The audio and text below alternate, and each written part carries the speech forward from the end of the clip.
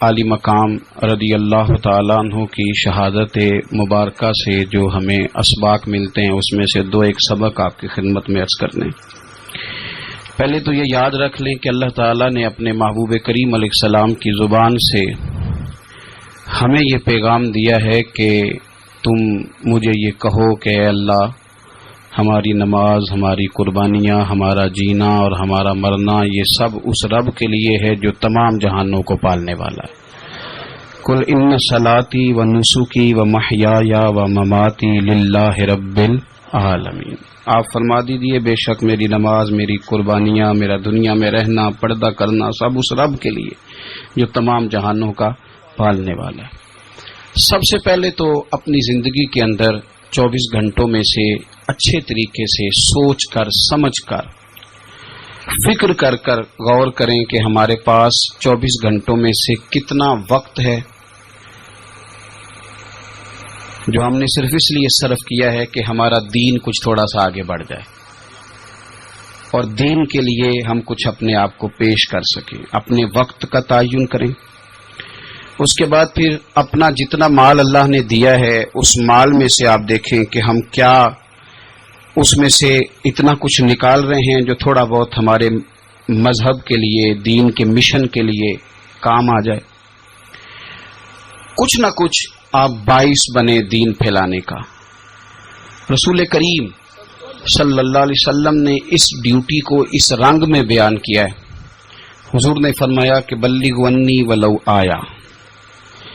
ایک آیت تم تک پہنچ گئی ہے، اب میں تمہاری ڈیوٹی لگا رہا ہوں کہ تم نے اس آیت کو آگے پہنچانا ہے. صحابہ اگر ابلاغ دین نہ کرتے، تبلیغ نہ کرتے، اپنے پاس چیزیں رکھتے تو ہم تک دین پہنچتا نہ. انہوں نے بڑی ذمہ داری کے ساتھ، روایت حدیث کا معاملہ ہو یا حفظ دین کا، بڑی ذمہ داری کے ساتھ. پھر ہمارے محدثین نے محنت کی اور کتابیں جمع کر کے ترتیب دے کے ہم تک پہنچائیں. ہماری یہ ذمہ داری ہے کہ ہم خیر کی بات آگے پہنچائیں. خیر کی بات.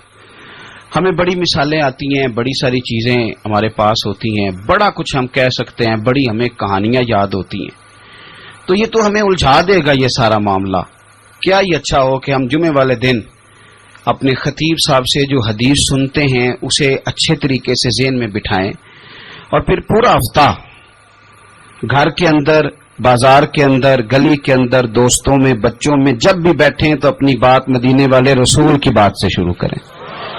اور آپ کو ذائقہ اتنا ملے گا کہ کسی نے حضرت ابو ہریرہ رضی اللہ تعالیٰ عنہ سے پوچھا تھا کہ آپ کو کیا شہد لگا ہوا ہے کہ ہر وقت لوگ آپ کے گرد بیٹھے رہتے ہیں، ہر وقت مجمع ہی رہتا ہے. کچھ لوگ ہوتے ہیں نا جی، وہ بیٹھ جائیں تو محفل ہو جاتی ہے، چلنے لگیں تو جلوس ہو جاتا ہے. کچھ لوگ ہوتے ہیں. تو کہا حضرت آپ کون سا شہد ہے؟ تو حضرت ابو ہریرہ فرمانے لگے شہد میاں کوئی بھی نہیں، میں نہ کسی کو اپنی بتاتا ہوں، نہ باپ دادا کی بتاتا ہوں، نہ برادری قبیلے کی بتاتا ہوں، میں تو جس کو بھی بتاتا ہوں محمد عربی کی بات ہی بتاتا ہوں. تو بس یہ آپ سمجھ لیں کہ میری بات بن گئی ہے تیری بات کرتے کرتے. تو ایک یہ بات آپ نے ذہن میں رکھنی. دوسرا پیغام میرا آپ کے لیے یہ ہے آج کی اس خوبصورت بزم میں کہ دین اور دیندار لوگ ایک نیکی کریں کہ وہ لوگوں کے دلوں میں اگر دین کی محبت نہیں بھر سکتے تو کم از کم نفرت تو نہ بھریں. اب تو یقین کریں کہ تکلیف روز بروز بڑھتی چلی جا رہی ہے. یوں لگتا ہے کہ دین دنیا میں صرف بحث کرنے کے لیے آیا. لڑائیاں ہی لڑائیاں، مناظرے ہی مناظرے، بحث ہی بحث. کیا شکل دکھا رہے ہیں ہم لوگوں کو مذہب کی کہ اس میں صرف بحث ہے، لڑائی ہے. نبی پاک صلی اللہ تعالی علیہ وسلم کم ناراض ہوتے تھے، لیکن مسلم شریف میں حدیث ہے کچھ لوگوں نے شکایت لگائی کہ یا رسول اللہ صلی اللہ علیہ وسلم ہماری مسجد کا امام لمبی نماز پڑھاتا ہے. کوئی اتنا قابل تعزیر جرم تو نہیں تھا، نماز لمبی پڑھاتا ہے. تو مسلم شریف میں ہے کہ اللہ کے محبوب صلی اللہ تعالی علیہ وسلم غضبناک ہوئے اور لفظ کیا ہے؟ حضور فرمانے لگے میں لوگوں کو دین کے قریب کرتا ہوں، تو دور کرتا ہے. فرمایا خود پڑھنی ہو تو جتنی مرضی لمبی پڑھنا، لیکن لوگوں کو مختصر نماز پڑھا تاکہ وہ دین کے قریب آئیں. حضور مفتی اعظم عالم اسلام شہزادہ اعلی حضرت شیخ مصطفیٰ رضا خان صاحب رحمۃ اللہ علیہ، ہمارے دادا مرشد، آپ کے خلاف کچھ لوگوں نے کتاب لکھی اور بریلی شریف کے عرس میں وہ کتاب بانٹی گئی۔ 24 صفر کو علماء کی وہاں میٹنگ ہوتی ہے اور ہزاروں علماء اس میں راسخ العلم لوگ وہاں موجود ہوتے ہیں، راسخ العقیدہ۔ حضور مفتی اعظم نے وہ کتاب سامنے رکھی اور کتاب سامنے رکھ کے علماء سے کہا کہ یہ شرعی اعتراض ہے مجھ پر اور یہ اس کا جواب ہے، یہ شرعی اعتراض ہے، یہ اس کا جواب ہے، یہ شرعی اعتراض ہے، یہ اس کا جواب۔ جو شرعی اعتراض تھے ان کے جوابات دے دیے۔ فرمایا کچھ انہوں نے نا اخلاقی اعتراضات کیے ہیں تو میں کسی کی ذات پر اتر کر بات نہیں کرنا چاہتا۔ کچھ انہوں نے ذاتی اعتراضات کیے ہیں اور جو مہذب قومیں ہوتی ہیں وہ کسی شخص کی شخصیت پر اتر کر، نیچے اتر کر بات نہیں کرتی۔ تو یہ شرعی اعتراضات تھے، یہ جواب ہے۔ تو علماء نے پوچھا کہ حضرت یہ کتاب کب چھپے گی؟ تو آپ فرمانے لگی چھپے گی کوئی نہیں ہے۔ کہ حضور نے آپ کے خلاف لکھا ہے تو آپ کہتے ہیں چھپے گی نہیں، آپ کو بھی تو چھاپنی چاہیے۔ تو آپ فرمانے لگے یار جی انہوں نے لکھا ہے تو کچھ بندے نا اس کتاب کی وجہ سے مجھ سے کٹ کے ان سے جڑ گئے ہیں۔ تو اب جب ان کا ذہن مجھ سے کٹا ہے، کسی اور کی طرف جڑا ہے، تو اب میں جواب لکھوں گا تو وہاں سے بھی کٹ جائیں گے، تو پھر منتشر ہو جائے گا ان کا ذہن، ہو سکتا ہے کسی گمراہی کی جانب چلے جائیں۔ تو چلو میری ایک ذات ہدف تنقید بنی ہے تو کوئی حرج نہیں، میں نہیں چاہتا کہ میری وجہ سے کچھ لوگوں کا ذہنی نقصان ہو، میں لوگوں کو مصطفیٰ کے دین کا پیار دینا چاہتا ہوں، دین سے بیزار نہیں کرنا چاہتا۔ مہربانی فرمائیں، میں نے جمعے میں بھی یوں دونوں ہاتھ باندھ کے کہا تھا تقریر کرنے والوں، نقابت کرنے والوں بس کرو۔ آپ اپنی تقریر چمکانے کے لیے قوم کو تقسیم کر دیتے ہو۔ حق کی بات کے اظہار کا معنی لڑائی تو نہیں ہوتا۔ ہمارے جتنے بزرگ تھے وہ سارے حق کی باتیں کرتے رہے، لیکن اتنا انتشار، اس قدر زیادہ جو ہے وہ تانا زنی، اس قدر زیادہ خوف کا معیار۔ اور میں نے جمعے میں بھی کہا تھا، پھر کہتا ہوں، اس زمانے میں جتنا کو زیادہ شرارتی ہوتا ہے اتنا زیادہ وہ طاقتور ہوتا ہے۔ شریف آدمی شرارتی کا مقابلہ کیسے کرے گا؟ ہم نے شرارتی لوگوں کو مضبوط کر دیا ہے۔ تو دین سے نفرت نہیں دلائیں، لوگوں کو دین کے قریب کریں، لوگوں کو دین کی محبت دلائیں، لوگوں کو دین کے قریب کریں، دین کا ذوق دلائیں، لوگوں کو قریب کریں۔ آج کی بات ہے، ایک دوست بڑی دور سے آیا ہے، آج کی بات بڑی دور سے، اس نے مجھ سے آ کے کہا کہ حضرت صاحب اب تو میری حالت یہ ہے کہ میں گناہ کر کر کے تنگ آ گیا ہوں، میرے ارد گرد گناہ کے مواقع رہتے ہیں، میں تنگ آ گیا ہوں، لیکن میں ایک منتشر آدمی ہوں، مجھے ہر وقت کا وسوسہ، ہر وقت کی پریشانی، ہر وقت کی مصیبت۔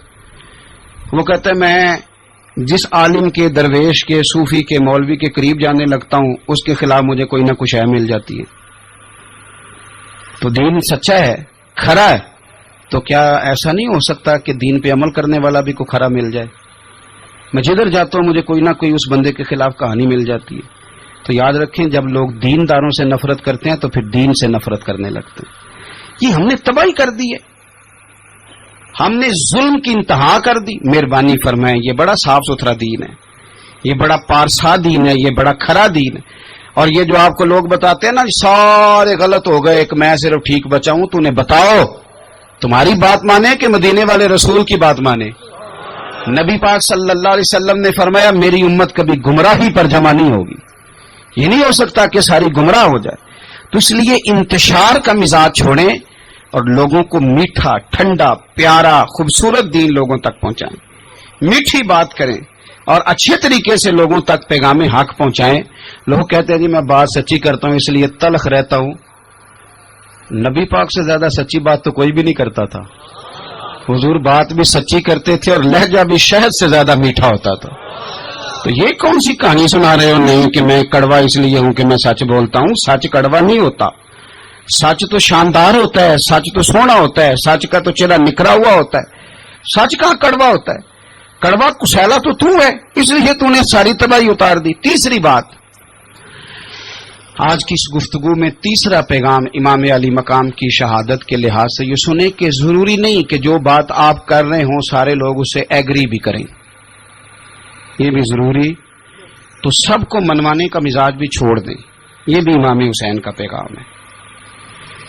اس وقت تو ڈھیر سارے لوگ یزید کی طرف چلے گئے تھے، اور امام علی مقام میدان میں نکلے اور معمولی آدمی نہیں، نواس رسول، جگر گوش ہے بطول. یہ جو کربلا کی ریت پہ خون بہا ہے، یہ آپ کو پتہ ہے خون کس کا ہے؟ یہ رسول کریم کا خون ہے. یہ نبی کریم کا خون بہا ہے. اللہ کرے آپ کو سمجھ آئے. نبی پاک کا خون بہ گیا، لیکن 4.5 سال حکومت پھر بھی یزید کر گیا. آپ کو کس بات کی جلدی ہے کہ سارے لوگ مان جائیں اور سارے ہمارے پیچھے لگ جائیں اور سارے جو میں کہہ رہا ہوں اس کے پیچھے لگ جائیں؟ یہ آپ کو جلدی کیوں ہے؟ مجھے جلدی کیوں ہے؟ بھئی وہ 4.5 سال پھر بھی نکال گیا. حضرت یوسف علیہ السلام پر جناب زلیخا نے الزام لگایا تھا. حضرت یوسف سچے تھے، پر پورے مصر میں اس نے بات بھی پھیلا دی. 12 سال جیل میں بھی رہے تھے تو سچے نا، لیکن اس سچ کو نکھرتے 12 سال لگ گئے. لیکن رب کریم نے فرمایا یوسف سچے ہو، پر 12 سال پھر بھی جیل میں رہنا پڑے گا. سچے بھی ہو، کھرے بھی ہو، پر 12 سال جیل میں رہے. پر عرش کے مالک نے فرمایا پہلے آپ مصر کے قیدی تھے، اب آپ کا سچ نکھر گیا ہے تو مصر کا حکمران بنا دیا جائے گا. چوتھی بات یہ سنیں اور اچھے طریقے سے. ہمارے ہاں نا ہماری محفل رہ گئی ہے، تنہائی ختم ہو گئی ہے. تھوڑا تنہائی میں رہنا بھی شروع کریں. تنہائی میں کس طرح رہنا ہے؟ مصلی کے ساتھ، عبادت کے ساتھ، درد کے ساتھ، سوز کے ساتھ، یعنی ذوق کے ساتھ. کوئی نعت چلا لیں آپ اور آپ ہوں، کلام ہو اور مدینے والے رسول کی یاد ہو. بے آباد نہ رکھیں، اپنے دل کو آباد رکھیں. یہ تھوڑی بہت مل کے عبادت ہے تو کر لیں، ورنہ اکیلے بھی ہم پلاننگ کرتے رہتے ہیں، دوستوں میں بھی سازشی کرتے رہتے ہیں. دفع کریں، سیاستیں ہوتی رہتی ہیں، یہ کب جان چھوڑتی ہیں. لیکن کچھ نہ کچھ وقت مصلی کو ضرور دیں. 9-10 محرم کی درمیانی رات عمر بن سعد امام علی مقام کے خیمے میں آیا اور آ کے کہنے لگا حسین باتیں 2 ہی ہیں. اب یزید اور عبید اللہ ابن زیاد اور دیگر کوئی اور بات سننے کو تیار نہیں ہوتے. 2 ہی باتیں ہیں، یا آپ کو بیعت کرنی ہے یا جنگ کرنی ہے. تو امام علی مقام فرمانے لگے کہ مجھے 1 رات کی مہلت دے دو. 1 رات کی مہلت، سویرے بتاؤں گا کیا کرنا ہے. 9-10 کی درمیانی رات عمر بن سعد نے کہا ٹھیک ہے میں سویرے آ جاؤں گا. تو عمر بن سعد خیمے سے باہر نکلا تو حضرت